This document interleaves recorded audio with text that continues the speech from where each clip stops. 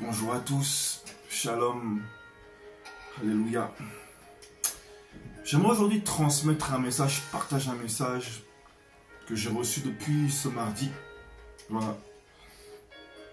J'étais donc à mon poste de travail et je vois un jeune homme, le Seigneur me permet de voir un jeune homme qui passe devant moi, qui me dit au revoir, voilà. Et ce qui me vient pendant que je le regarde, beaucoup malheureusement dans cette génération n'ont pas la vie. Et lorsqu'il parle, ce que je reçois vraiment c'est: ce peuple ne me prend pas au sérieux, ce peuple ne prend pas le Seigneur au sérieux. Voilà. Nombreux malheureusement ont une vie pour aller à l'église, sont dans des coutumes, sont dans la coutume, dans les traditions. C'est un message qui aura beau être redit et redit, mais le temps que les âmes soient secouées, qu'il y ait une situation pour que les âmes soient secouées et qu'elles recherchent réellement le Seigneur comme pendant le Covid. Voilà. Voilà. Tout comme ces derniers temps, lorsqu'il y a la guerre entre Israël et la Palestine qui a repris, où les gens se sont dit: oh, regardez, c'est prophétique, les écrits s'accomplissent. Ça fait un bon moment que c'était là déjà, vous disiez quoi? Oui, c'est vrai, beaucoup n'étaient pas convertis, effectivement. Voilà. Mais ça date pas d'aujourd'hui, la guerre Palestine-Israël. C'est juste un rappel. C'est juste un rappel. Depuis... et là, je m'adresse vraiment aux Antilles, particulièrement aux Antilles. J'avais déjà reçu ça, de la part du Seigneur. Que, bizarrement, lorsque la guerre entre la Palestine et Israël reprend, et il y a la tempête dernièrement qui vient et qui fait des bons ravages, bizarrement, dans la même période pratiquement. Si ça c'est pas un rappel aux Antilles pour dire: oh, vous êtes mon peuple, je vous aime, mais cessez de vous moquer de moi. Je ne suis pas une tradition, je suis Yahweh, l'Elohim vivant d'Israël. Vous, mon peuple, que j'ai permis la dispersion parce que vos pères, vos ancêtres m'ont désobéi, n'ont pas voulu de moi. Je veux vous bénir.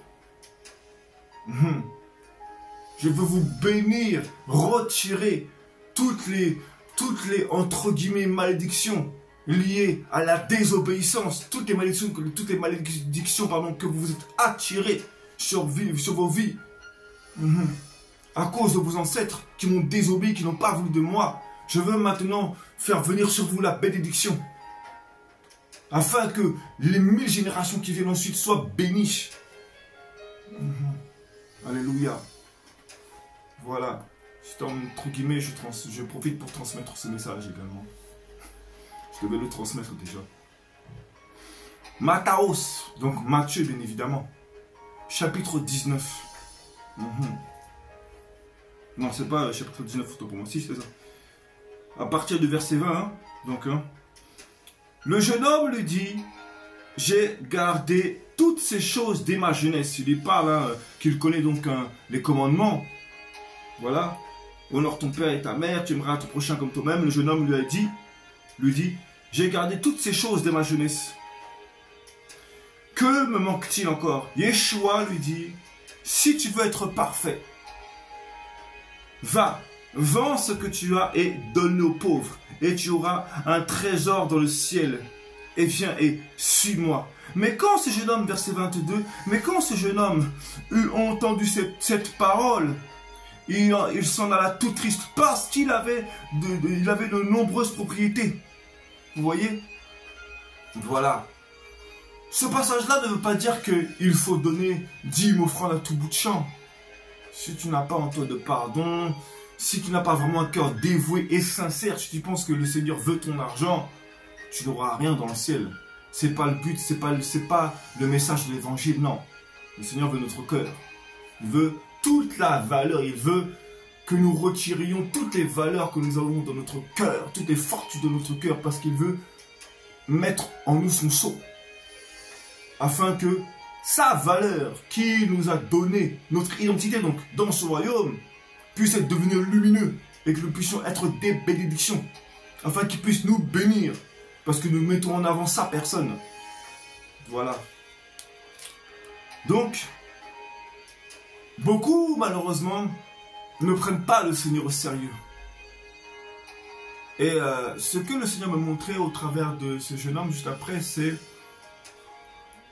Il me montrait un peu la jeunesse et d'autres, hein, souvent. Tiens, il faut que par contre que tu lui laisses ta vie. Ah, moi, j'ai beaucoup de choses hein, dans ma vie.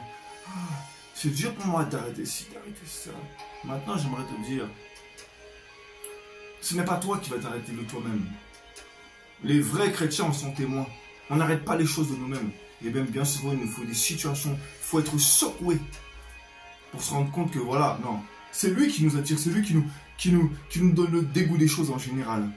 Maintenant, c'est pas une raison pour prétexter et dire ah, il fera, et puis on continue avec orgueil. Attention, il fera, j'ai confiance, il fera, j'ai confiance. Oui, tu as raison d'avoir confiance, mais tu vas souffrir. Parce que le Seigneur, en fait, veut simplement briser ton orgueil. Il te connaît, il t'aime, en fait. Oui, tu as souffert, mais venez à moi, vous tous qui êtes fatigués et chargés, je vous donnerai du repos. Va à lui, va à lui. Voilà. Mais il sait qu'en toi, tu as tellement d'assurance en toi-même, pour toi-même. Tu as tellement de blessures que c'est dur pour toi. Alors tout ce que tu as, tu t'es battu pour toi-même. Il veut te faire comprendre que c'est lui qui doit se battre pour toi. Une fois que tu auras compris que c'est lui qui doit se battre pour toi, pardon, crois-moi, tu lâcheras les choses facilement. Voilà. Ce peuple ne me prend pas au sérieux. C'est vraiment ce qui est venu dans mon cœur. Ce peuple ne me prend pas au sérieux. Le Seigneur va en dépouiller. Le Seigneur va vous dépouiller. Le dépouillement, c'est ça le message de l'évangile. Le dépouillement, le renoncement à soi-même. Je vous dis, le Seigneur va en dépouiller. Il va en dépouiller. Parce que lorsque le Seigneur crée des situations, ça ne suffit pas. Pendant un temps, oh, c'est quoi? Oh, le Seigneur est grand. Même les païens commencent à évangéliser. Au bout d'un an, 2 ans, on oublie tout. Ah, c'est rien, on reprend notre vie normale. Bande d'hypocrites. C'est vraiment le message que je voulais transmettre. Jésus-Christ vous aime, il veut votre bonheur. Shalom.